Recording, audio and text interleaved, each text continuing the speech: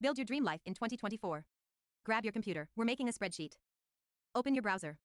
If your browser looks like this, press the apps icon and scroll down. It's the green Sheets icon. If your browser doesn't look like this, just type Google Sheets into the search bar and it's, again, the green one. You will need to sign in. If you don't have an account, it will guide you through how to make one. It's super fast and easy. This is a spreadsheet. All these rectangles are cells, and every cell has a name. The name is the column letter and the row number. For example, this is cell A1, which you can see here. This is cell D8. You can also use this to navigate. For example, if you want to go to cell Z950, you can just type it in here and press enter, and it will take you to cell Z950. Now let's just start making our habit tracker. Habit tracker. You want to start off by just listing all of those New Year's resolutions, all of the daily tasks you want to do. For example, wake up by 7, work out, Duolingo. I'm trying to learn Spanish. And you just continue writing everything all the way down the list. Now I like to have these in order, so I want to have a morning routine, for example, and I want to add that in here. So what I did was just grab the top cell I want to move, drag down to all the other cells, and then Control C. You can go Control X as well to cut, but that often messes up the formatting. So Control C is usually your best bet.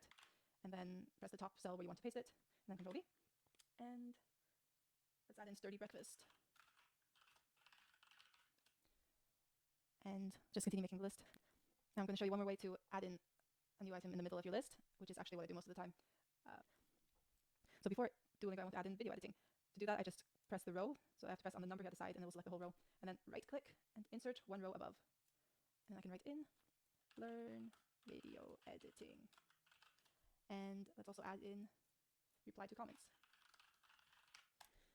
Now I think we can all agree that this looks super boring. So let's fix that. I like to do some formatting every time I open a new spreadsheet. So first, you just have to select all the cells, and you do that by pressing Control A. And if you're out here somewhere, it'll select the whole thing. If you've pressed on a cell that you've just written in, and you press Control A, it will just select the cells that you've written in. So you just press Control A again, and then it will select the whole thing. You can also just press this rectangle here, and it will select all the cells. Now I like to have everything centered in the cells, so that's the alignment here, horizontal line, and press center. And then I also like to vertically align it in the center. By default, it just writes at the bottom of the cell. And then you have to pick a nice font. So my favorite is Delius Unicase, and if you can't find a font you like, or you want the same one I have, you just go to more fonts, and you can choose the type here. I really like the handwriting ones. And if you want Delius Unicase, you just type in the search bar here, Delius, and it will pop up. And there it is, and you select it and press OK. And then you can select it here. And now anything you write will be in the script. So write hi here. So let's add in the days as well. So go 1 here and right arrow, 2, right arrow, 3. I don't need to keep doing this because Google Sheets can do this for me. So if I just press 2 and drag over to 3, and I have 2 cells selected, you need at least 2. You can also go all the way from 1 here, press and drag over to 3. And then press this circle here. You get a plus sign over it, and you press and then drag over. And you'll see it completes the pattern for me. So I can just continue dragging until I get 31. Except, oh no, I don't have enough cells. We need 7 more cells to get to 31. And then I always like to add an extra one, so 8 more cells. If I select the column here and right click, I can insert 1 column to the right. But I want 8 columns, and I don't want to do this 8 times. So if I press here and shift and select S here, that's 8 columns. I can then insert 8 columns right. I could also have selected this column and then shift and left click until I get 8 cells. But then we just grab 2 cells here and drag over until I have 31. Now, obviously, this is not very practical to look at. I have to scroll just to see the end here. We can resize the columns and make them smaller so we can see everything at the same time. To do that, we just select the column header here at the end and scroll all the way over to the left by using the shift and scroll. And then shift, press the A, and now we've selected all the columns. And then we can hover over the line between 2 columns here and press, and we can drag here, and then we can make them smaller. I like to be more precise, so I like to right-click and go down to Resize Columns A to AH, and then I'll choose 21. And that's just because the height of the rows is 21 pixels, so this makes a perfect square. Now, obviously, we can't see the text now, and that is because we need to make column B, the column with all of our tasks, much wider. There, let's make it a little bit smaller there.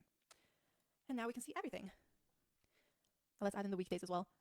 Press the row we want to add it above, right-click, insert 1 row above, and then we go M for Monday, T for Tuesday.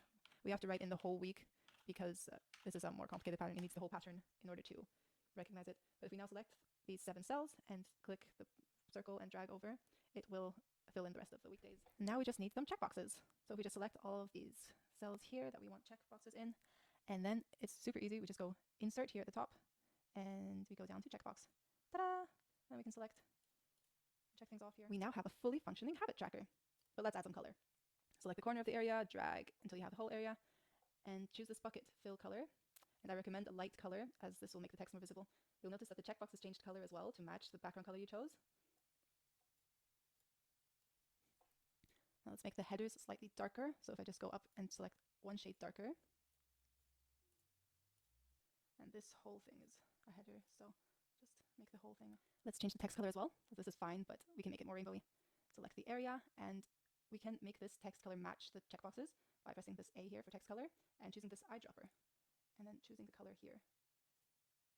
But I actually want a different color, so I'll select all these columns because I want anything written in anywhere in this column to be the same color, and choose this second darkest shade here, and the same for the others. Now let's add some borders. Select the area, and it's this checkered box here. Choose the pencil to choose a color, and I find going 2 shades up from the background color is quite nice.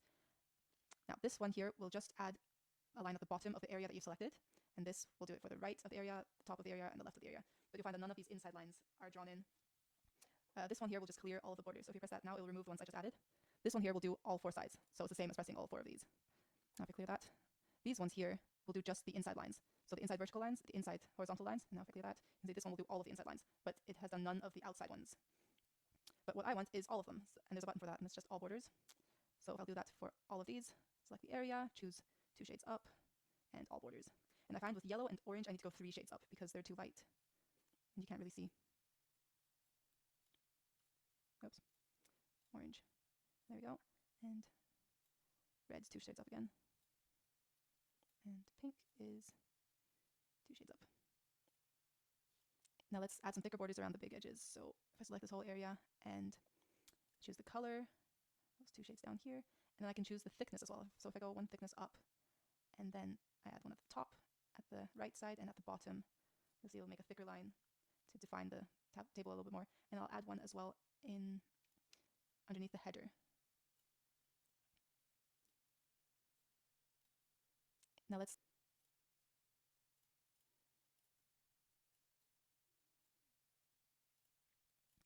and now this looks amazing.